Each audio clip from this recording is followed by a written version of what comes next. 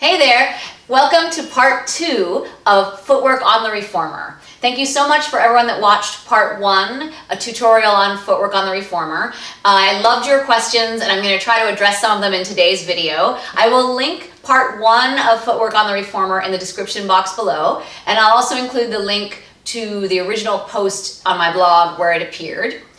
And let's dive into part 2. I'm going to talk about 3 or 4 things, other aspects of kind of honing in on being more specific and more detailed about teaching the footwork exercises. These are a little bit big picture as well.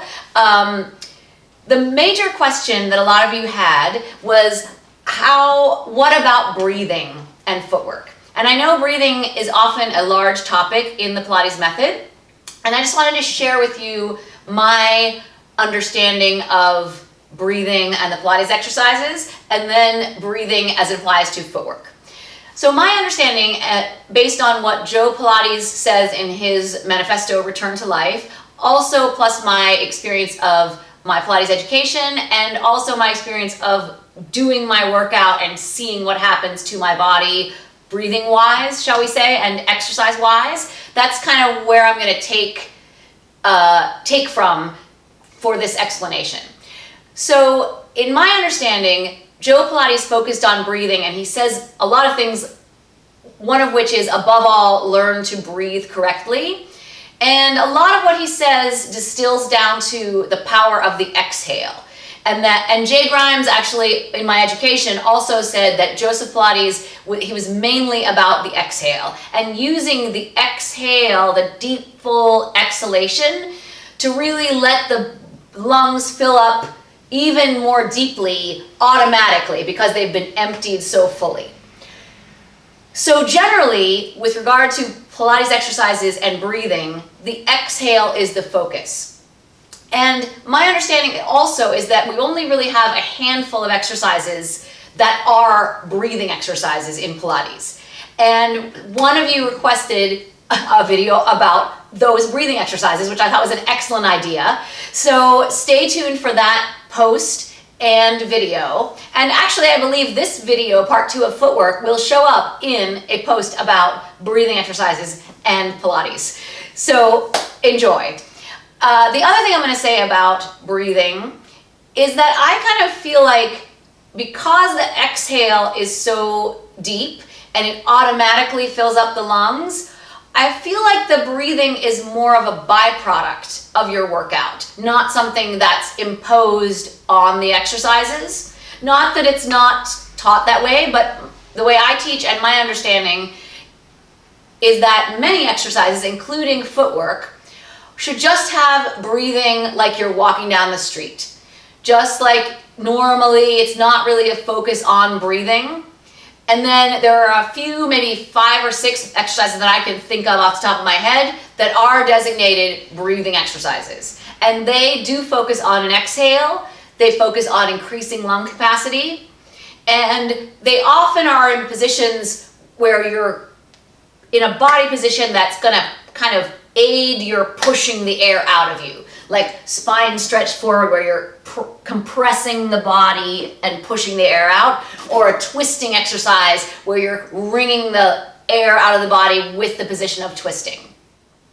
Looking at the footwork exercises, this is the one where you just want to breathe normally, in through the nose, out through the nose, not tense, very quiet, silent breathing, just normally, because we're just warming up and we're really not going to get to a breathing exercise until the 100, essentially, where there's a specific prescribed breathing that's designed to increase the capacity of your lungs over a prolonged period of time and to heat up the body from the inside out. Let's look at footwork. And I know there are schools of thought that teach inhale as you press out, exhale as you come in. I have heard that, I have been taught that. However, eventually you want this warm-up to really be moving. You want to keep the pace of this going. And if you try to inhale and exhale at this pace, you would really kind of hyperventilate. So likewise, when I'm working out, I feel like the energy I exert to move as I do, to move around, to get things, to be upside down, to exert and use my muscles, I feel like that really stimulates the breathing. And I have to increase my lung capacity. It forces me to breathe deeply. So that's what I'm referring to when I say I feel like it's something that occurs as a result of our workout. And the exercises promote the exhalation that's going to renew the filling up of the lungs from in a deeper capacity. So I hope that answers your questions, and do stay tuned for a post, today's post, and for a video about 5 or 6 exercises that are specifically breathing exercises. So that is coming. And back to the footwork, we talked about looking at the position of the back and the pelvis on the mat. And now we're going to talk about a little bit about what's happening with the structure of the legs. So in general, this is a very broad categorization. In general, there are 2 major structures to the way that the legs are shaped, shall we say. No, sadly, I don't know that anyone has perfect legs. So there is the shape of the structure, which is bow-leggedness, which I am an example of. If I'm just standing here, this is what happens. There's a big space between my legs. But then if I use my muscles and I lift up in my arches, that space gets mostly closed up. And the other, so that's one category, bow-leggedness. And it is a structural, you see how it just sort of wings out. And then the other category, you may have seen, I'm sure you've come across it, is knock-kneed, where this part of the leg is pretty straightforward, but the knees kind of are a little closer in, and then it might seem like the lower part of the leg kind of diverts and goes outward a little bit. It might cause people to be more on the inside of their foot, and the reason I bring up these 2 categories is because often in footwork, we see a lot of this position where the heels are together and the toes are apart. And while that is kind of, one of our Pilates go-to positions, if it works for your body, I always feel like sometimes, to V or not to V.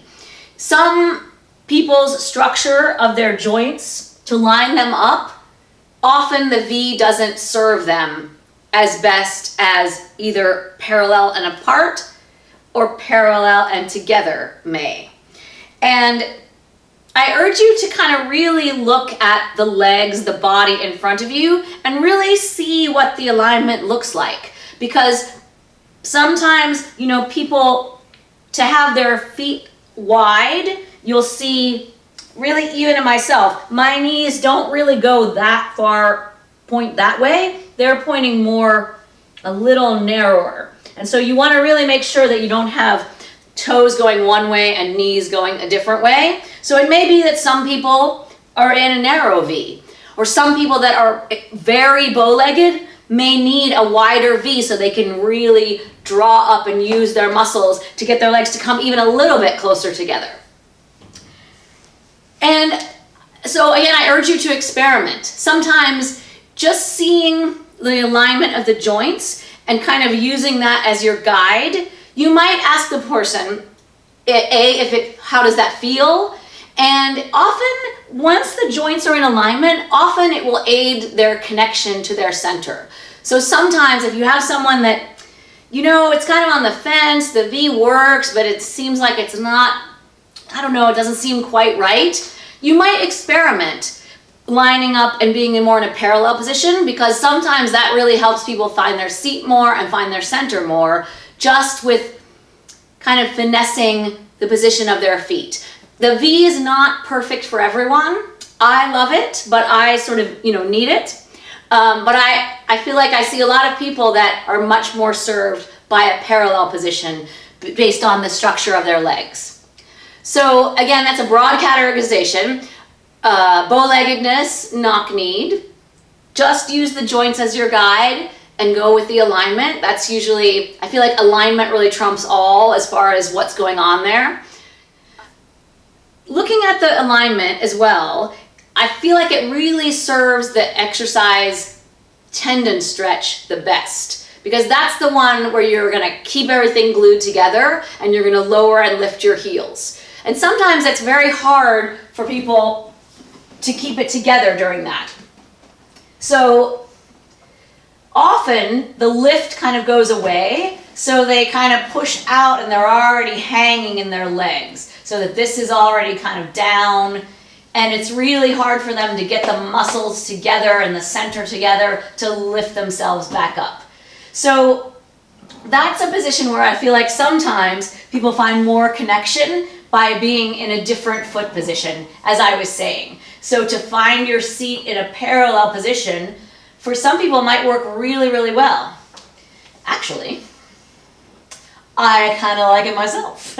So just know that there's really no perfect right answer, and often you just want to think and do what's best that day, and that sometimes there are better choices than others, but just kind of let your eyes and your knowledge be your guide and see what you think.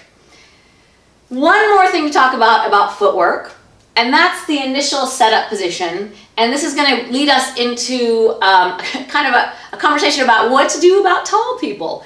So one of the things I learned about footwork was another kind of alignment issue. And I'm not a good example of this, but if you have someone who's very tall, maybe they'll be, their trunk will extend all the way down here. And depending on the length of their legs, this may be a little bit cramped for them initially. And I was taught that if this position is not 90 degrees, so if someone's lying down for footwork, their feet are on the bar and they're like, this is where their leg is, I was taught initially that that is not desirable, and that means that the person has to be in a geared out position so that they would have more space between the carriage and the foot bar. And while I do think that is a guideline, I don't really think it comes from Joe Pilates. Joe Pilates, this is a series of squats where you're bringing the carriage in and you're pushing it out. That's really what's happening. And so the idea that you're going to squat and not go beyond 90 degrees in a lying down position, I don't think is necessary. Standing up is a totally different matter. However, in the lying down position, tall doesn't really begin until about 6'3". 6'3" and taller, second gear is golden for many people, depending on the proportions of their body. And it may be that your tall person, when they put their feet on the balls of their feet, they may have to have the carriage out a little bit to get their feet in position. But, we're building on the folding and this kind of an action, opening all the joints, opening the back. So it may be that pretty soon after they've had some Pilates, they can bring the carriage all the way in because they've learned to fold up themselves in the footwork even more. So I hope that's helpful. And if you have any further questions on footwork, I'm happy to make a third video. I feel like now it's very individual and we need some really, specific examples of people to go further, because it always relates to the body in front of you as to what would go on in the footwork. Thank you so much for watching. Please subscribe to my channel if you haven't already, and I will see you in my next video. Thank you so much. Bye.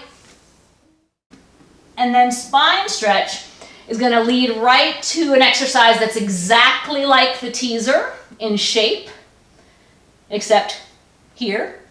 Woo! And so open leg rocker, you've got your legs up, your stomach is in, your back is rounded, you're rolling, balancing and controlling yourself. It's really a wonderful precursor to the teaser.